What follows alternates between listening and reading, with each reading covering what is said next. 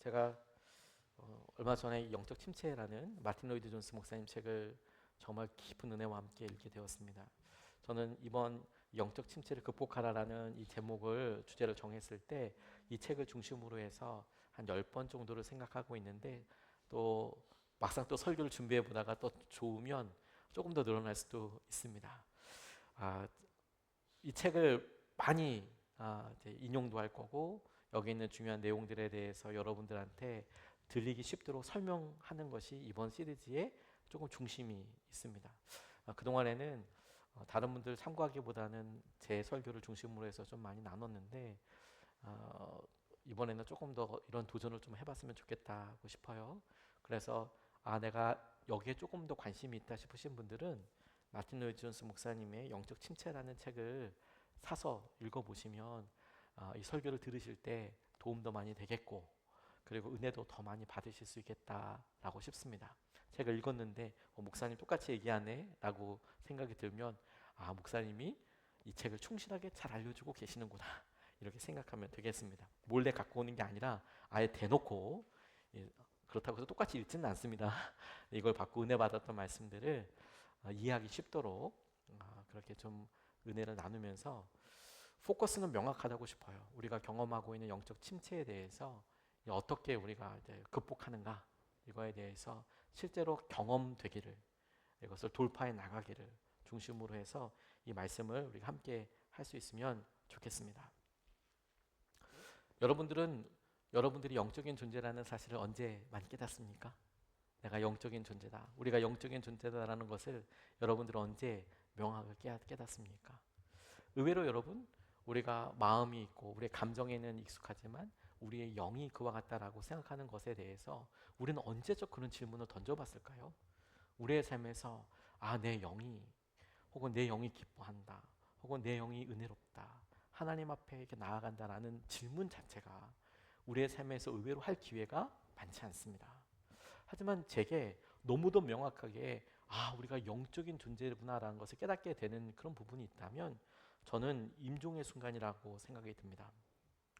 왜냐하면 제가 목사로서 병원에서나 저희 아버지 임종 때도 이렇게 기도하면서 임종을 섬길 때 모든 것이 다 똑같은데, 어느 날 그 순간에 지금 남겨져 있는 바로 1분 전, 바로 5분 전의 그 모습은 똑같은데, 그럼에도 불구하고 완전히 다른 삶을 보았을 때 다만 호흡이 끝났다, 아니 호흡도 계속돼요. 호흡이 끝났다라는 것이 아니라 우리가 진짜 영적인 존재인 거구나. 그 외에 우리가 그냥 이렇게 생각해 보면, 예를 들어 어떤 큰 은사 집회, 신유 집회를 그냥 갔다가 거기에 일어나는 어떤 일을 보고 이런 일이 있어요라고 어떤 검증이나 이런 게 필요한 과정들이 있지만, 그렇게 놀라시는 분들이 계시지만, 정작 우리의 삶에서 이런 영적인 존재다라는 것 자체가 사실 굉장히 낯선 개념인 게 사실인 것 같아요. 잘 질문하지 않아요. 그래서 영적 침체라고 이야기할 때 이 영적 침체가 도대체 뭔지 자체에 대해서도 잘 몰라요. 느끼긴 하는데 도대체 어떻게 경험되는지에 대해서 말로 해보라고 그러면 잘 알지 못하는 것 같습니다. 어느 날 갑자기 새벽 예배 나가기 싫다, 금요 성령 집회 기도하기 싫다, 이러면 영적 침체일까요? 그런 기운이 있을 수도 있겠죠. 그런데 오히려 그런 것들보다 징조가 될 수 있지만, 실제적으로 우리가 경험하는 일들은 그것보다 조금 더 뿌리가 깊습니다. 무슨 말이냐? 우리가 실제로 경험할 때는 이렇게 경험이 돼요. 우리가 우리 자녀의 말을 듣고 낙심이 되는데 그게 생각보다 떨쳐지지가 않는 거예요. 우리 아들이 내게 툭 했던 말이, 그래 제가 잘 몰라서 그렇지, 지나면 알겠지, 이렇게 툴툴 털어버릴 수 있는 일도 어느 순간에 그 낙심이 너무 오래 가는 거죠. 그리고 그게 말에 권세가 있어서 우리를 붙잡아서 눌러요.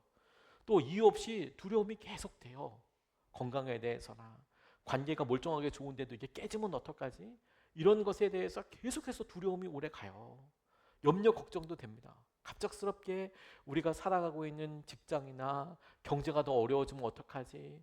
어떤 이유와 근거를 알 수 없는 염려와 불안이 지속되게 되는 경우들. 그래서 우리가 그냥 그렇구나가 아니라 우리가 어떤 행동과 준비를 해야 될 것 같은 이런 강한 마음속에 부담감을 갖게 되는 경우들도 있고요. 그게 계속돼요.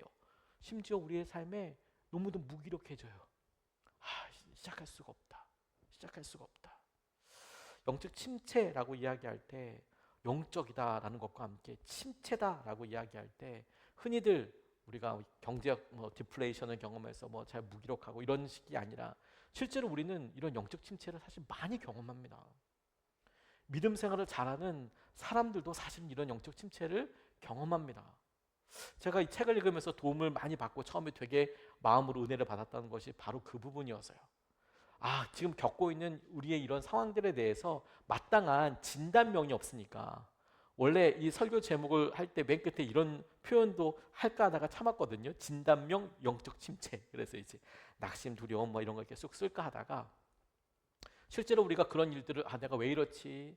그냥 내가 이렇지라고 생각하지만 정작 그렇게 우리가 경험하면서 의외로 깊은 수렁과 나 혼자선 잘 빠져나오기 힘들다라고 생각되는 일들을 많이 경험해요. 근데 그 첫 번째 스텝, 오늘 우리가 말씀을 나누고 첫 번째 스텝으로 밟을 것은 뭐냐면 지금 내 상태를 아는 거죠. 내가 그냥 늘 이랬어. 가끔 이래. 좀 지나면 괜찮아. 이번엔 좀 오래 가네. 이런 느낌이 아니라 내가 지금 영적으로 침체되어 있구나.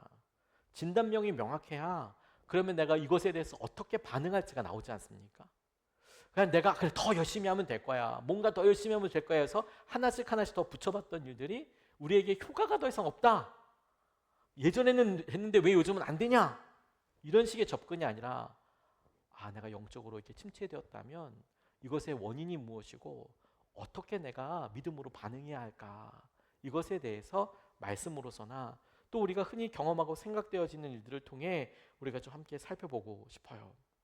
오늘 본문 말씀에 다윗이 시편 42편에서 이야기할 때 원래 42편과 43편은 한 시편이었답니다. 그런데 나누어져서 이렇게 나누어져 있는 이 부분에 저는 이 앞부분에 좀 주목하면서 보게 됐어요.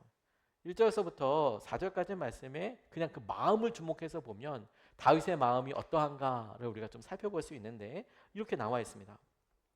하나님, 사슴이 시냇물 바닥에서 물을 찾아 헐떡이듯이 내 영혼이 주님을 찾아 헐떡입니다. 내 영혼이 하나님 곧 살아계신 하나님을 갈망하니 내가 언제 하나님께로 나아가 그 얼굴을 배울 수 있을까? 하나님을 찾아도 보이지 않는 겁니다. 3절, 사람들은 날이면 날마다 나를 보고 너희 하나님이 어디 있느냐 이렇게 묻는 것 같아요. 하고 비웃으니 밤낮으로 흘리는 눈물이 나의 음식이 되었구나. 기쁜 감사의 노래소리와 축제의 함성과 함께 내가 무리들을 하나님의 집으로 인도하면서 그 장막으로 들어가곤 했던 일들을 지금 내가 기억하고 내 가슴이 미어지는구나. 예전에는 이렇게 데리고 교회 혹은 하나님의 집으로 데려갔던 그런 일들이 있으면서 예전에 있었던 그런 일들을 생각하면서 지금 내가 보니까 너무 마음이 미어지는구나. 다윗이 이렇게 이야기하고 있는 겁니다.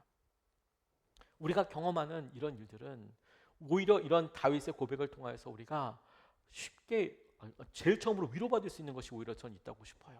다윗의 마음이 그랬어? 그가 왕인데도 불구하고 그랬어? 우리가 느끼는 이런 영적 침체는 너무도 놀랍게도 당연하게도 이것이 아주 일상적인 현상이라는 점에서부터 시작해야 되겠어요. 내가 영적으로 침체될 수 있어. 무기력감이나 우리 아버지가 어땠고 내가 얼마나 믿음 생활을 했고 간에 영적 침체는 다윗과도 같은 사람에게도 올 수 있는 거구나. 이게 일상적인 거구나.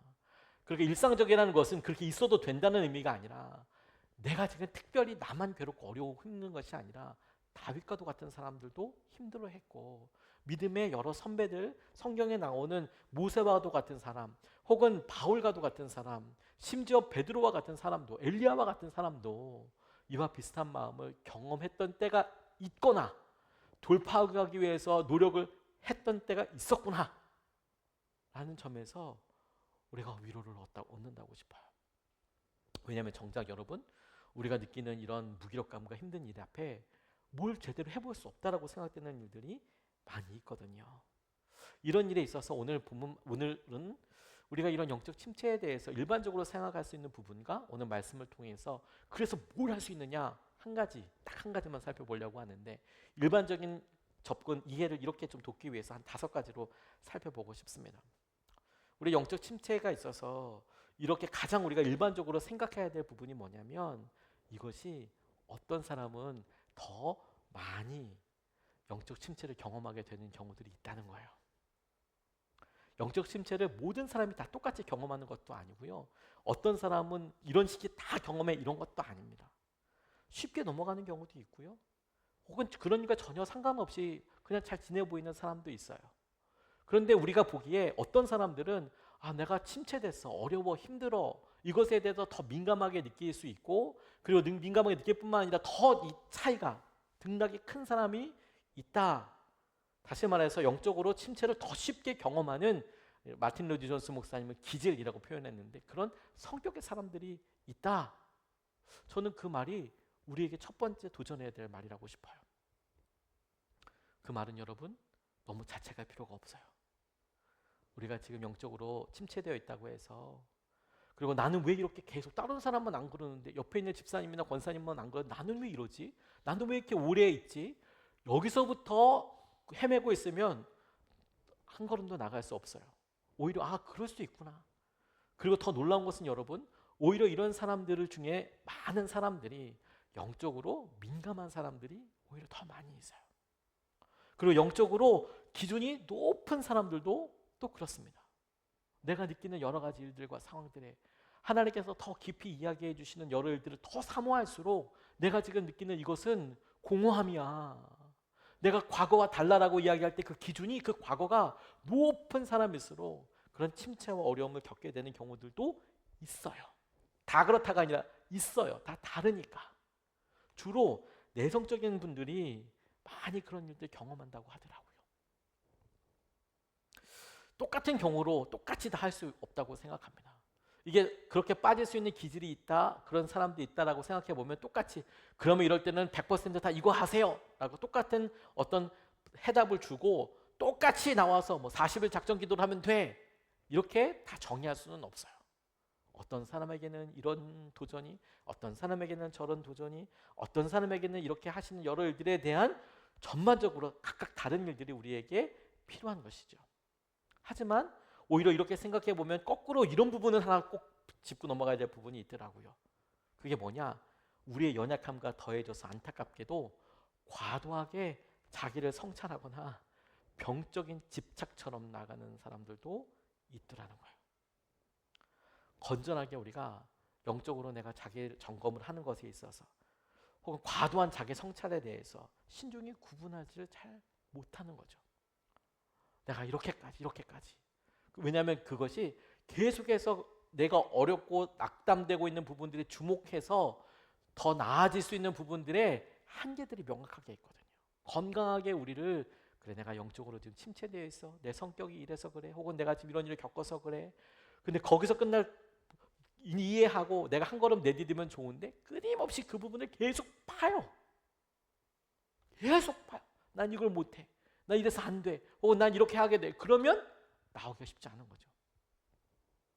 일반적인 거라는 거, 그리고 내게 주어진 여러 방법들을 찾아내는 거라는 거. 두 번째, 영적 침체가 몸 상태와도 아주 중요하게 관련되어 있습니다. 힘들면 여러분 기도하기 힘들죠. 그러면 힘들면 기도해도 안 해도 된다는 게 아니고요, 내가 그것 때문에 나를 자책할 필요에서 조금 더 자유할 수 있다는 거예요. 열심은 계속 낼 수 있지만, 내가 몸 상태가 요즘 힘들어, 피곤할 때, 졸릴 때, 그쪽 움직이죠. 하지만 피곤할 때 혹은 졸리지만 움직이는 게 그게 믿음이죠. 그래서 포기하지 않습니다. 하지만 자신의 몸에 대해서 잘 이해하죠. 그래, 내가 피곤해서 그래. 내가 여러 특별히 성실한 사람들은 교회에서 이런 일을 하다가 한번 실수하면 훅 힘들어지는 경우들이 있어요. 저는 몇몇 우리 새벽예배 선교하시는 분들 중에서 오랜 지났지만 이런 분들이 계시더라고요. 너무 열심히 선교주셨는데 어느 날 딱 하루 깜빡 졸았어요. 제 얘기부터 할까요? 저도 사실 그랬어요. 저 8년 동안 새벽기도 하면서 딱 2번 새벽기도 빠진 적이 있습니다. 이렇게 휴가 이런 거 빼고 자다가 일어났는데 5시 25분인 거예요. 주여, 어떻게 합니까? 그래서 면도도 못하고, 그래서 제가 그날은 그때 당시에 우리 부목사님한테 영상 내려주세요. 하도 머리가 막 사방에 이렇게 돼 있어서. 근데 그건 그래도 나왔잖아요. 그거는 나온 걸로 치고, 진짜 깜빡하고 일어났더니 50분, 5시 50분. 제가 자발적으로 자수한 거예요. 8년 동안 딱 2번 그런 적이 있어요. 딱 2번. 진짜 딱 2번이에요. 근데 한번 그러면 저희 집사람은 알아요. 그럼 아침서부터 집안 분위기가 정말 너무 힘들어져요. 제가 너무 저 스스로 이제 자학하는 거죠. 이제 목사인데 새벽기도를 빠져? 이게 말이 돼? 거기다 내가 설교인데 빠져? 이게 말이 돼? 이런 안에서 끊임없이 이제 얘기를 죠 그럼 저희 집사람이 그냥 오면서 저한테 얘기해줘. 그럴 수도 있죠. 뭐, 괜찮아. 괜찮게 뭐가 괜찮아. 나 이러다가 하나님께서 날 버리실 수도 있어. 이게 오바라는 거예요. 여기까지 나가면. 사실 그럴 수 있죠. 그래서 더 열심히 하면 되죠. 더 일찍 오면 되죠. 그런데 저만 그래요, 여러분? 저는 어떤 분이 열심히 섬기다가 본인이 전날 무슨 야근이나 이런 것도 있어서 깜빡 실수해서 못 왔어요. 그런데 자기에 대해서 너는 이걸 할 수 있는 자격이 없어. 그리고 안 하시고 그런 분들도 봤어요. 저 마음은 너무 이해가 가요. 하지만 여러분, 몸이 그럴 수 있는 거죠. 그래서 우리가 제대로 무엇에 집중해야 하는지 아는 것은 너무 중요한 일이에요.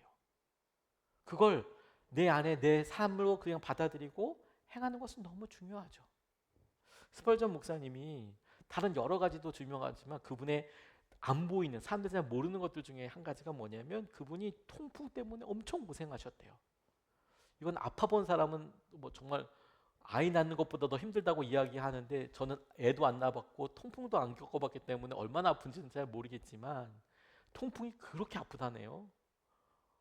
그렇다고 제가 걸려보고 여러분한테 얘기해주진 않을 것 같은데 아무튼 통풍이 그렇게 아프대요.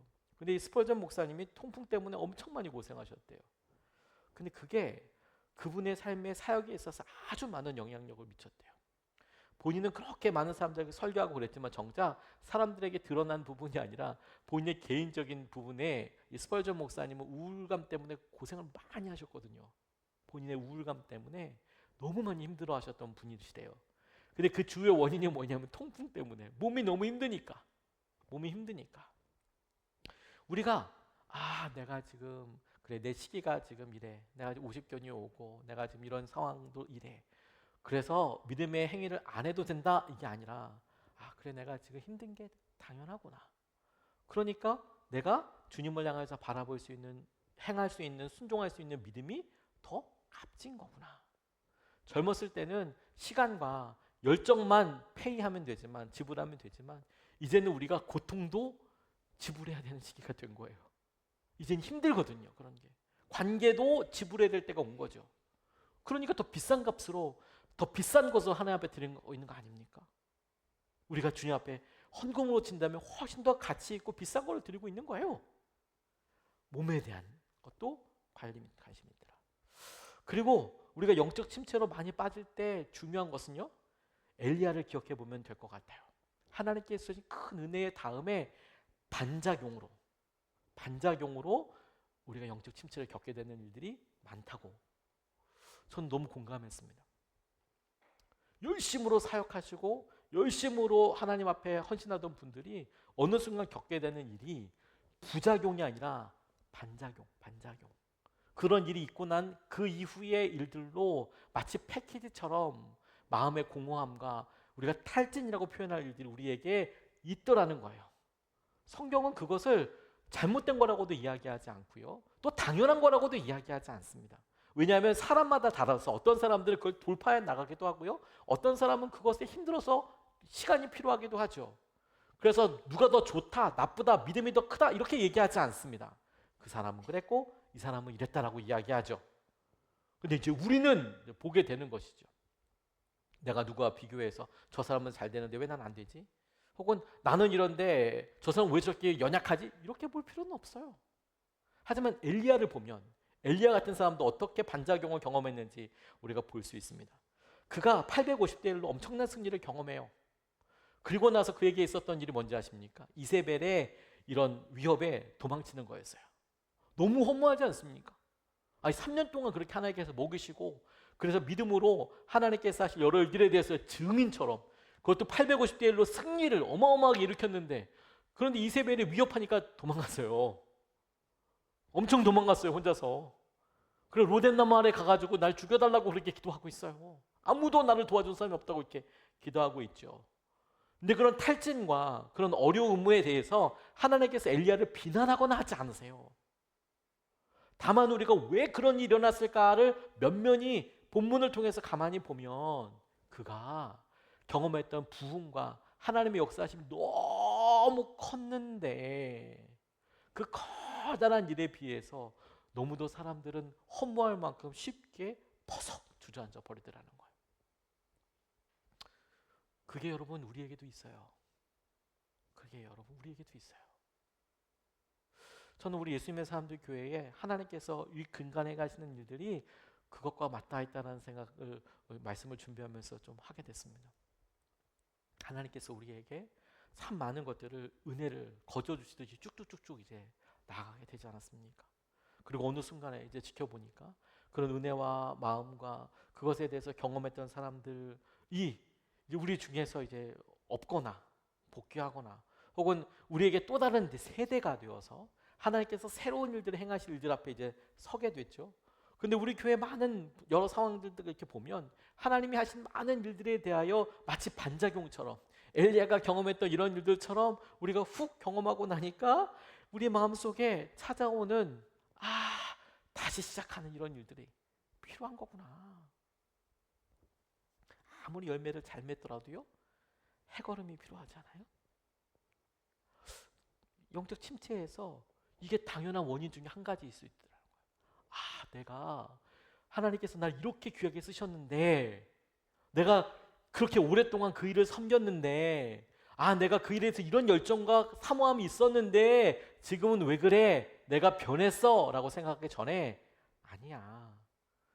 내게 있어서 그 일은 너무도 중요한 부흥이었고 믿음의 도전이었고 하나님께서 그 일을 통해서 참 많이 일하셨지만 그 일에 내가 부작용이 아니라 반작용처럼 내가 지금 그런 영적인 침체를 겪고 있는 거야. 내 탓이 아니고. 그리고 여러분 우리가 이렇게 영적 침체를 느끼게 되는 가장 또 중요한 이유 중에 하나는 마귀의 존재 때문에 그렇습니다. 우리가 영적인 침체에 쉽게 빠지는 이유는 마귀가 그걸 원하기 때문에 그래요. 여러분 마귀가 있습니다. 사단이 있습니다. 저는 우리 교회가 개척되고 얼마 되지 않아서 근처에 무당집이 들어온 것에 대해서 그런 이유가 있다고 생각해요. 사실 제가 얘기한 건 아니고 어떤 목사님이 얘기해 주시더라고요. 교회가 설 때 용하다는 혹은 신이 더 세게 이렇게 하고는 그런 무당들이 같이 붙는다고 하더라고요. 사실 귀신들이 더 잘 알죠. 그리고 그런 일들을 보아서도 알고 경험으로도 알죠. 영적인 전쟁이죠. 그런데 사단이 노리는 게 뭔지 아십니까? 우리가 믿음으로 다른 사람들 보았을 때 모범이 될 만한 위치에 있거나 혹은 그와 같은 기간을 보냈거나 한다면 진짜 좀 먹잇감이죠. 일제시대 때 여러분 악마와 같은 속삭임으로 일제가 어떻게 했는지 아십니까? 사람들 다 때려 죽이지 않았습니다. 사람들에게 영향력을 줄 수 있는 지도자들을 포섭했습니다. 그리고 변절시켰습니다. 그리고 그들의 입으로 일본 군대에 너희들 다 자원 입대해라. 황제를 위해서 목숨을 바치는 게 좋은 거야. 영광스러운 일이야. 그렇게 설득하도록 했습니다. 죽이지 않았어요. 오히려 지도자들, 영향력 있는 사람들, 그런 사람들을 데려다 놓고 그들이 힘들어하는 연약함이나 그런 것들로 고문하고 그랬을 수 있을지언정 목표가 뭐였냐면 그들을 죽이는 게 아니었어요. 리더십들을 설득해서 그 사람들을 통해 다른 사람들을 돌아오도록 회유하려고 했죠. 지도자들은 사단의 집중 마크 대상이라고 생각하면 됩니다. 우리가 무언가를 맡았다면, 우리가 사람들에게 참 많은 영향력을 주고 섬기는 자리에 있다면 더더욱 내 타겟이구나, 집중 타겟이구나. 저는 축구 처음부터 다 보지는 않지만 가끔 가다가 하이라이트는 보는 정도로 좋아합니다. 그런데 해외에 여러 축구들 프리미어리그나 이렇게 보면 유명한 선수들이 있거든요. 근데 유명한 선수들 이렇게 보면 항상 혼자 뛰어다니는 경우는 없어요. 집중 마크 대상이죠. 집중 마크가 뭐냐면 그 사람이 뛰면 2명, 3명이 항상 붙어요. 그래서 공도 안 가게 하고요. 아무튼 계속 방해하도록 해요. 근데 진짜 좋은 선수는 어떤 선수인지 아십니까? 그래도 해요. 그래도 어떻게 골을 넣든지 뛰어다녀요. 공을 받고 붙잡고 이렇게 하죠. 주위에 잘 못하는 선수는 아무도 가지 않아요. 오히려 걔가 알아서 헛발질할 거기 때문에 가도 냅두는 경우들도 있더라고요. 사단도 또 그래요. 저거 냅둬도 되겠다 싶으면 별로 어려움 주지 않아요. 여러분, 우리가 리더고 뭔가 한다면 사단이 교묘하게 이용합니다. 우리가 자녀를 낳고 왜 이렇게 영적으로 힘들까요? 그 자녀의 영혼과 그들의 미래를 가장 영향력 있게 줄 수 있는 리더가 우리기 때문에 그래요. 부모만 살짝 흔들어 놓으면 그 자녀들은, 그러니까 우리에게 중요한 거죠. 영적 침체에 있을 때 사단이 원하는 거구나 이거. 그리고 이 영적 침체의 궁극적인 원인은 이런저런 것을 모아보면 우리가 결국에 하나님을 거기까지 어느 정도 제한적으로 믿고 있기 때문에 그렇습니다. 완전히 주님을 의지하거나 붙잡거나 그렇지 않아요. 그럼 여러분, 우리가 소위 말하는 영적 침체라고 생각될, 우리가 무기력하고, 그래 내가 요즘 뭐 낙이 없다, 교회 왔는데, 혹은 내가 이런 상황들 가운데 여전히 두렵고 낙심이 되고 어떻게 해야 될지, 기도했는데도 오랫동안 응답이 안 되는 것 같아서 포기가 되고 이제 그만할까 싶은 생각도 들고, 이런 여러 일들에 대해서 나 왜 이러지? 라고 생각할 때 그게 영적으로 내가 지금 침체되어 있기 때문에 그렇구나 라고 생각해 본다면, 내가 그런 기질이어서 그럴 수도 있겠다. 그 기질에서 나쁘다는 게 아니라 내가 사람들과는 좀 다르게 모기도 잘 물리는 기질이 있지 않습니까? 저희 집에서 모기는 저만 물려요. 제가 저희들 세 식구 대신에 저만 다 물려요. 어떻게 설명할 수도 없어요. 기질이 좀 달라서 그렇구나. 내가 요즘 몸 상태가 그래서 그렇구나. 내가 하나님 놀라운 은혜를 경험하고 난 다음에, 부흥을 경험하고 난 다음에 내가 이런 반작용처럼 이렇게 내가 지금 힘들어하는 거구나. 내가 지금 쉬면 되는 거구나. 이런 것들이 마귀가 나를 끊임없이 무너뜨리려고 하는 거구나. 내가 어느 순간에 믿음을 쓸 때 그 믿음의 한계와 내가 어느 날부터 하나님을 더 이상 의지하지 않는 거구나 라는 것들이 우리의 삶에 중요한 제한처럼 다가오게 되는 것이죠. 근데 여러분, 오늘 딱 한 가지만 전하기로 했잖아요. 이런 모든 일들에 대하여 오늘 이 말씀이 아주 심플하고 강력하게 우리에게 주목하게 하는 것이 있다고 싶어요. 그리고 우리가 일주일 동안 이거 가지고 기도하고 우리의 삶에 오늘 하나님께서 하신 일을 붙잡고 싶은 것이 이것입니다. 우리가 이런 연약함들을 앞으로 우리가 말씀들을 통해서 어떻게 해야 될지에 대해서 조금 더 구체적으로 생각해보고 조금 더 구체적인 기도 제목을 갖게 되겠지만, 오늘은 제일 중요한 것으로 이런 연약한 우리를 어떻게 우리가 다룰 건가? 우리를 어떻게 한 스텝을 뛰게 할 때, 그래 내가 지금 영적으로 이렇게 침체되어 있는 것 같아. 그럼 내가 이제 한 걸음 내딜 때 내가 뭘 하면 될까? 우리가 우리 스스로를 다루는 법을 좀 배워야 한다고 싶어요. 자기 사용법? 의외로 내가 나를 어떻게 도전해야 될지, 무엇을 해야 될지. 영적인 침체에 빠지면 우리 안에 가만히 보면 아주 활활 타오르는 한 부분이 있습니다. 내가 낙심이 되고 불안하고 염려할 때 여러분, 그냥 모든 것이 다 사그라들고 힘들어지는 게 아니라 오히려 거꾸로 힘을 바짝 얻는 그런 부분이 있어요. 뭔지 아십니까? 자아입니다. 자아.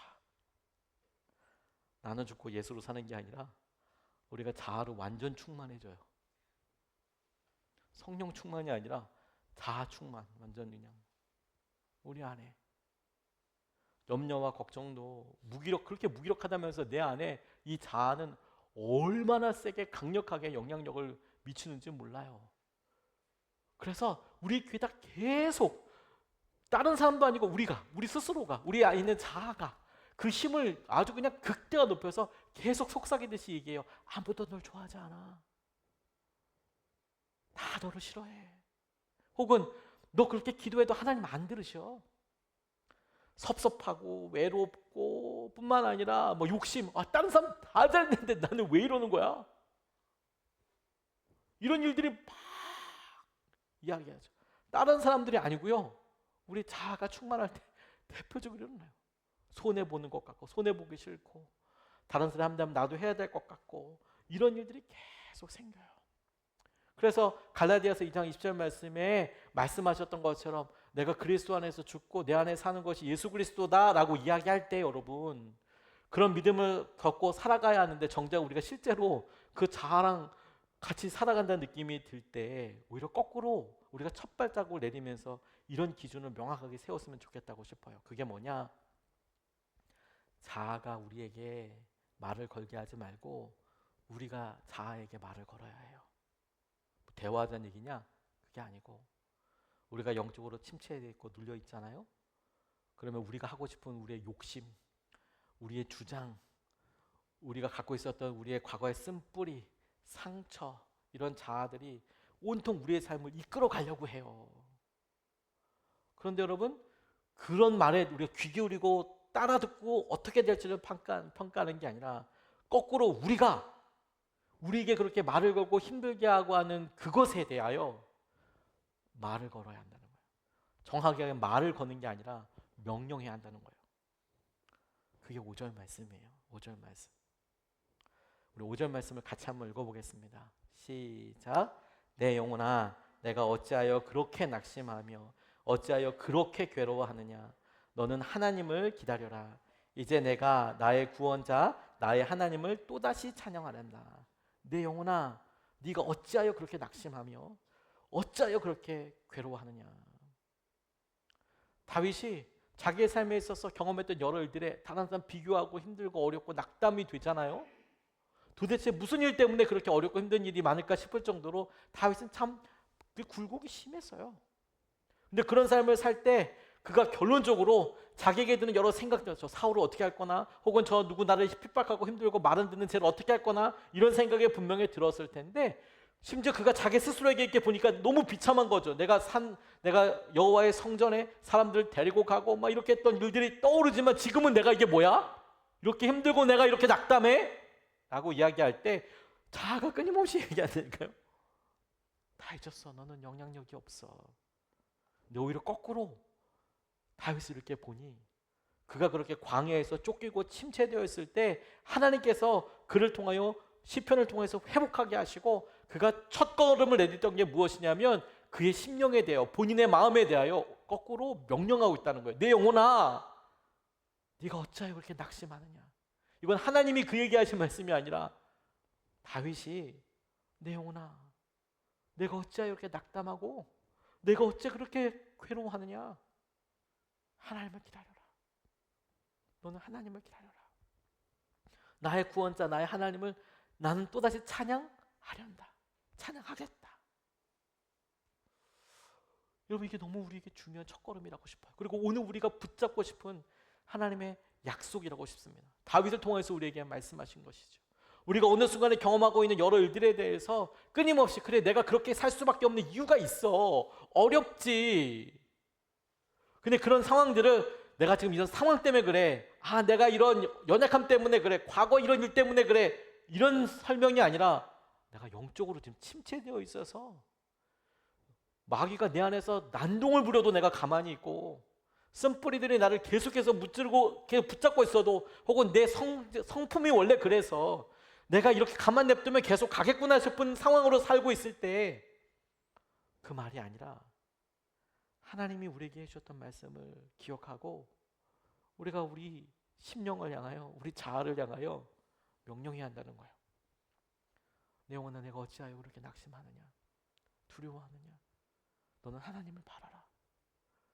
그 도우심으로 인하여 네가 하나님을 찬양하게 될 거다. 그래, 너 힘들었구나. 그렇게 알아주는 것도 너무 중요하지만 우리만 아는 우리 삶의 연약함에 대하여 우리가 감히 마주해서 그래, 그에게 참 위로도 필요하고 했을지 몰라도 감히 하나님의 말씀에 의지하여 그에게 명하여야 된다는 거예요. 태초에 천지를 창조하셨던 하나님의 말씀에 의지하여서 우리가 우리 자신에 대해 선포하는 거예요. 너는 하나님을 기다려라. 너는 하나님을 찬양해라. 너는 낙심 가운데 머물러 있지 말아라. 너는 두려움 때문에 머뭇거리지 말아라. 너는 불안해하고 염려하지 말아라. 너는 무기력하게 있지 말고 하나님의 능력을 의지해라. 모세가 바로가 갑자기 뒤에 따라왔을 때 하나님께 기도합니다. 근데 하나님께서 어떻게 보면 그 맥락에 되게 좀 이게 어떤 맥락이지 고쳐서 읽어보게 될 만큼 이런 이야기를 하세요. 모세가 뒤에 바로가 막 쫓아오고, 그리고 이제 이스라엘 백성들이 어떻게 될지 모르고 우왕좌왕할 때 하나님 앞에 부르짖어 기도하거든요. 근데 하나님께서 출애굽기 14장 15절에서 18절 말씀 이렇게 응답하세요, 모세에게. 갑자기. 근데 그렇게 구하고 기도했는데 하나님께서 말씀하시는 게 뭐냐면 15절 말씀에 주님께서 모세에게 말씀하셨다. 너는 왜 부르짖느냐? 기도하고 있는데 왜 부르짖니? 이게 무슨 상황이야? 라고 보게 되지만 하나님께서 이렇게 말씀하세요. 너는 이스라엘 자손에게 명하여 앞으로 나아가게 하여라. 너는 지팡이를 들고 바다 위로 너의 팔을 내밀어 바다가 갈라지게 하여라. 그러면 이스라엘 자손이 바다 한가운데로 많은 땅을 밟으며 지나갈 수 있을 것이다. 내가 이집트 사람의 마음을 고집스럽게 하겠다. 그들이 너희를 뒤쫓을 것이다. 그러나 나는 바로와 그의 모든 군대와 병거와 기병들을 전멸시켜서 나의 영광을 드러내겠다. 내가 바로와 그의 병거와 기병들을 물리치고서 나의 영광을 드러낼 때에 이집트 사람은 비로소 내가 주님임을 알게 될 것이다. 이렇게 이야기하고 계시는데, 제가 주목하게 된 것은 뭐냐면, 너는 왜 내게 부르짖느냐? 주 앞에 기도하고 있는 모세에게 이어서 말씀하시기를, 너는 가만히 있지 말고 이스라엘 백성들에게 명하여서 앞으로 나아가게 하라. 너는 지팡이를 들고 팔을 내밀어서 바다가 갈라지게 하여라. 바다가 갈라지게 하여라. 좀 마음에 너무 닿았어요. 마치 하나님께서 모세가 하는 것처럼, 바다는 누가 가르십니까? 모세가 가릅니까? 하나님이 가릅니까? 하나님이 가르시는 거잖아요. 앞으로 나아가게 하는 건 누가 하는 겁니까? 하나님이 하시는 겁니까? 모세가 하는 겁니까? 하나님이 하시는 거잖아요. 근데 그가 기도할 때 오히려 하나님께서는 거꾸로, 야 모세야, 너는 명하여서 앞으로 나아가게 해라, 이스라엘 백성들을. 그리고 바다가 갈라지게 해라. 똑같이 여러분, 우리가 우리 심령에 대해서 하나님 제 삶에 홍해가 가로막고 있습니다. 어렵습니다. 낙담됩니다. 라고 부르짖어 기도하는 우리에 대하여 하나님께서 우리에게 이렇게 말씀하시는 것 같아요. 그래, 너 부르짖고 있구나. 너 왜 근데 부르짖고만 있느냐? 너의 삶을 나아가게 하여라. 바다가 갈라지게 하여라. 하나님께서 우리에게 이렇게 말씀하시듯 우리가 우리의 되어진 일들과 우리의 삶에 대하여 하나님의 말씀을 선포해야 한다는 거예요. 여러분, 우리가 우리의 연약함과 우리의 어떤 모습이 끊임없이 우리에게 말하도록, 우리가 편하고 의지했던 대로 그냥 우리의 삶이 끌려가도록 놔두는 게 아니라 오히려 거꾸로 우리 삶에 대해서 말하십시오. 명령하고 끌고 가십시오. 그런 각오와 다짐이 우리를 영적인 침체에서부터 뒤돌아서게 할 거예요. 회복까지는 모르더라도 하나님을 바라보게 하는 거예요.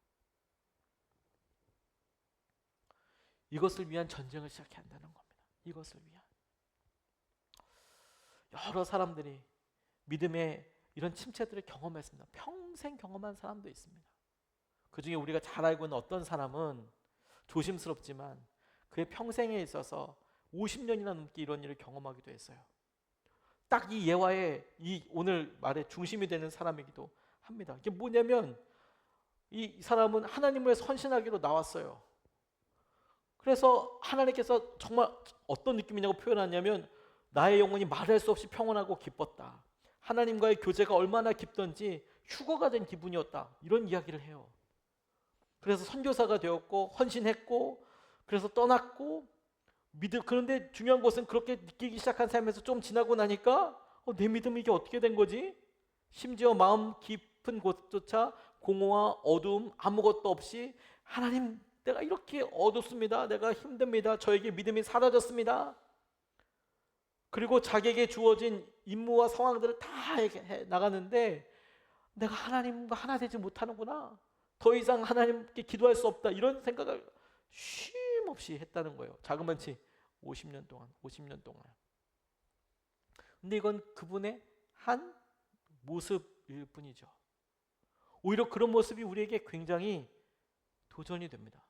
우리가 잘 알고 있는 이 마더 테레사라는 분의 은밀한 고통 중에 하나였어요. 처음에는 너무 좋았는데 지나고 나니까 50년은 너무 힘든 거예요. 몇십 년 지나고 나니까. 근데 우리도 그렇겠구나, 안 되겠구나, 이게 아니라 여러분, 우리가 겪고 있는 이런 일에서 심지어 우리가 이런 어려움과 힘든 가운데 있어도 하나님의 일을 얼마든지 이룰 수가 있겠구나, 하나님께서 하신 일들을 바라보고 따라갈 수 있겠구나, 그걸 우리에게 떠올리게 하여 주시는 것이죠. 여러분, 주님은 아직 우리를 포기하지 않으셨습니다. 우리가 이렇게 영적으로 침체되어서 벗어나기 위한 몸부림에 대해서 이렇게 이야기할 때, 저는 그것이 우리 안에 일어나게 되는 구체적인 영적인 전쟁이라고도 할 수 있다고 싶어요. 그리고 우리는 마침내 승리하게 될 겁니다. 왜? 하나님이 우리를 포기하지 않으시니까. 하나님이 우리를 붙잡으시고 보다 나은 예수님 닮은 사람으로 우리를 만들어 가고 있으니까. 하나님의 열심히 아브라함을 그렇게 이끌어가듯이 우리를 만들어 가고 계시니까, 그 하나님의 손에 우리가 우리 자신을 의지하고 붙잡고 하나님께서 하시는 일을 누릴 수 있으면 좋겠습니다. 여러분, 오늘 기도하면서 혹은 오늘서부터 우리 일주일 동안 기도하면서 여러분들 주위에 여러분의 과거의 모습에 여러분들에게 해주는 말에 귀 기울이지 마세요. 오히려 거꾸로 여러분들이 그런 연약한 모습에 대해서 하나님의 말씀에 의지하여서 명령하십시오. 내 영혼아, 내가 어찌하여 이렇게 낙담하냐, 낙심하느냐, 왜 이렇게 곤고해하느냐, 너는 하나님으로 인하여 기뻐하게 될 것이다 라고. 그 말씀이 저와 여러분들을 또 다른 은혜로 이끌어가고 놀라운 회복을 허락하게 하여 주실 줄로 믿습니다. 우리가 찬양하고 이제 같이 기도하고 싶습니다. 성령님이 오셔서 우리를 이렇게 이끌어 가실 때 허무한 시절 지나가고 깊은 한숨을 내쉴 때는 있습니다. 그러나 성령이 오셔서 주님께서 우리를 꿈꾸게 하시고 이끌어가게 하여 주실 줄로 믿습니다. 우리 찬양하고 오늘 말씀 붙잡고 기도하겠습니다.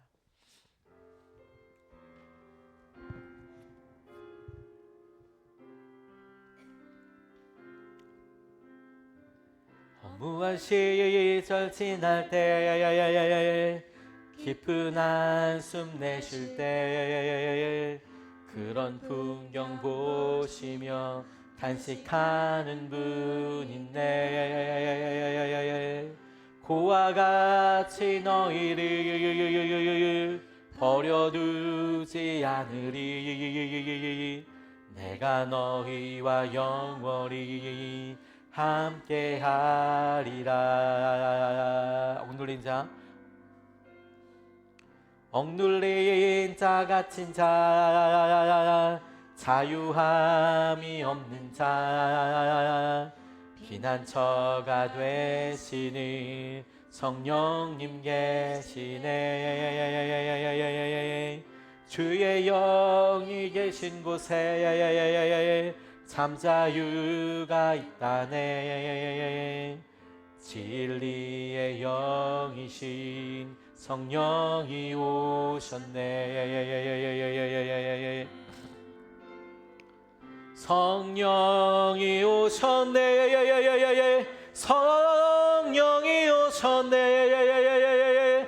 내 죄에 보내신 성령이 오셨네.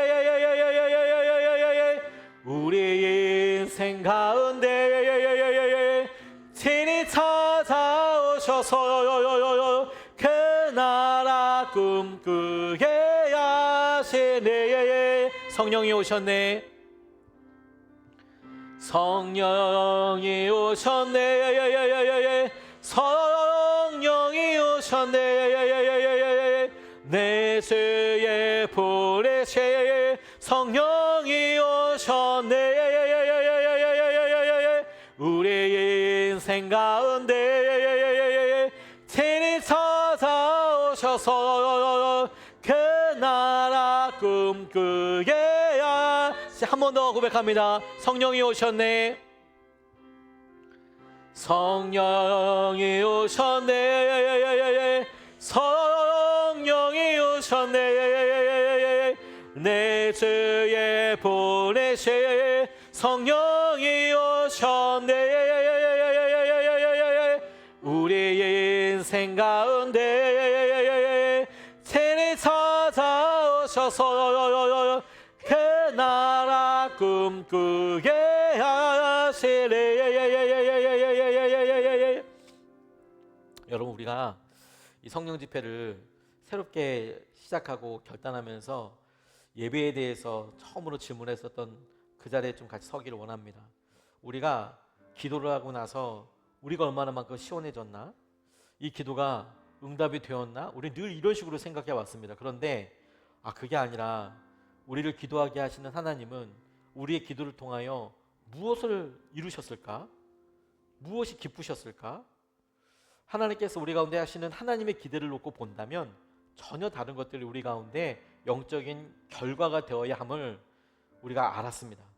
영적 침체도 마찬가지입니다. 하나님은 우리에게 어디까지 꿈꾸고 계실까?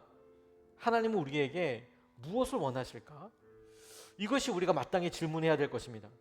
나는 뭘 할 수 있을까가 아니라 하나님은 무엇을 원하고 계실까? 그리고 이런 상황에 우리가 첫 번째로 내딛기 원합니다. 왜냐하면 우리는 계속해서 우리 자기 연민, 내가 이래서 안 되고 저래서 안 되고 끊임없이 이렇게 생각하고 있지만 오늘 말씀에 의지하여 다윗이 이야기했던 것처럼 내 영혼아, 내가 어찌하여 이렇게 낙심하고 그렇게 불안해하는 거, 너는 내 하나님을 바라라. 그의 도우심으로 인하여 내가 영원히 주님을 찬양하고 기뻐하게 될 것이다라는 그 말씀을 우리가 붙잡고 우리가 이렇게 3번 나눠서 기도하겠습니다. 첫 번째로 기도하고 싶은 것은 주님, 우리의 상황보다 더 큰 믿음을 허락하여 주십시오. 이렇게 여러분 기도하고 싶습니다. 하나님은 결코 우리의 상황이 작다고 이야기하지 않으십니다. 그게 쉽다고도 이야기하지 않으십니다. 다른 사람들은 다 하는데 너만 못한다고도 이야기하지 않으십니다. 우리를 만드신 하나님께서 우리의 기질을 잘 아시고 우리의 형편도 잘 아십니다. 내가 어떤 사람인지도 잘 아십니다. 그런데 우리에게 필요한 것은 우리의 상황보다 더 큰 믿음이 필요한 것입니다. 하나님, 우리에게 이 믿음을 허락하여 주십시오. 주님, 우리의 상황보다 더 큰 믿음을 허락하여 주시고 하나님께서 우리 가운데 이끌어 가시는 것을 우리가 보게 하여 주시옵소서. 우리가 첫 번째로 같이 함께 기도하시겠습니다.